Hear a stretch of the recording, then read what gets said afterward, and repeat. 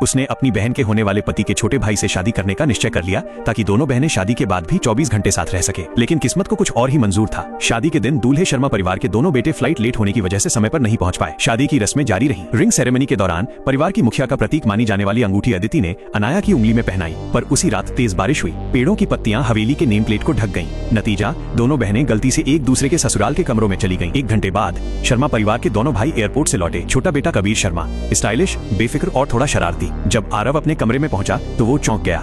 जिस महिला को वो एक सख्त प्रोफेशनल बिजनेस वुमन समझता था, वो तो प्यारी सी नाइट ड्रेस में अजीब सी हालत में बिस्तर पर सो रही थी। लेकिन जब उसकी नजर लड़की के हाथ में पहनी पारिवारिक अंगूठी पर पड़ी तो उसके सारे शक दूर हो गए। उसी वक्त बिजली कड़की, कमरा अंधेरे में डूब गया। नींद में डूबी अनाया डरकर उठी और बिना कुछ देखे सीधे आरव की बाहों में कूद पड़ी। डरो मत, आरव ने कहा, बिजली है, मैं हूं तुम्हारे साथ। आरव को याद आया कि शादी से पहले दोनों परिवारों के बीच एक समझौता हुआ था। व्यापारिक गठबंधन मजबूत करने के लिए उन्हें पति पत्नी का रिश्ता निभाना होगा। उधर कबीर जब अपने कमरे में पहुंचा तो वो भी हैरान रह गया। जिस पत्नी को वो एक प्यारी सी मासूम लड़की समझ रहा था, वो तो पूरी तरह एक रॉयल और आत्मविश्वासी महिला लग रही थी, अदिति।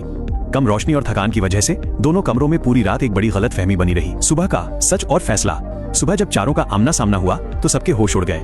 अनाया को लगा उसने अपनी बहन को धोखा दे दिया है। गुस्से और शर्म में उसने आरव को थप्पड़ मार दिया। कबीर भी भड़क उठा और बोला, मैं कोई फ्री सर्विस नहीं हूँ। हालात अजीब हो गए। चारों बस एक दूसरे को देखते रह गए। जब अदिति ने अनाया की गर्दन पर निशान देखा तो उसे पूरी सच्चाई समझ में आ गई। उसने शांति से अनाया से पूछा, तुम किसके साथ रहना चाहती हो? अनाया बिना सोचे बोली, जहां दीदी वहीं मैं। फिर अदिति ने पूछा, आरव कैसे इंसान है? अनाया झिझकते हुए बोली, ठीक, अच्छे हैं। तभी अदिति ने बड़ा फैसला लिया, तो फिर हम शादी के रिश्ते बदल लेते हैं। अनाया की शादी आरव से और अदिति की शादी कबीर से। आरव ने समझदारी से इस फैसले को स्वीकार कर लिया। कबीर पहले चौंका, फिर झल्लाया, लेकिन आखिर में बोला, मैंने मना थोड़ी किया है। एक नई शुरुआत। चारों उसी दिन रजिस्ट्रार ऑफिस पहुंचे। इतनी बड़ी हाई प्रोफाइल शादी ने सबका ध्यान खींच लिया। अंदर तो हालत और भी मजेदार थी। कबीर बीच में कूद पड़ा और बोला, वो मेरी पत्नी है। स्टाफ तक हंस पड़ा। बहुत जचते हो आप लोग। आखिरकार रिश्ते बदल गए। लेकिन एक बात साफ थी, पति संयोग थे, बहन ही असली प्यार थी। जब कबीर अदिति से लिपटकर रूठने मनाने लगा तो अनाया भी तुरंत अपनी बहन के पास पहुंची और सबको घूर कर बोली, मेरी दीदी है। दोनों बहनों के बीच खड़े पति बस बेबस होकर देखते रह गए।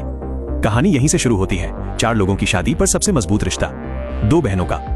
क्या आप चाहते हैं कि मैं इस कहानी का अगला अध्याय लिखूं, जहां इन चारों के बीच प्यार और नोकझोंक की शुरुआत हो?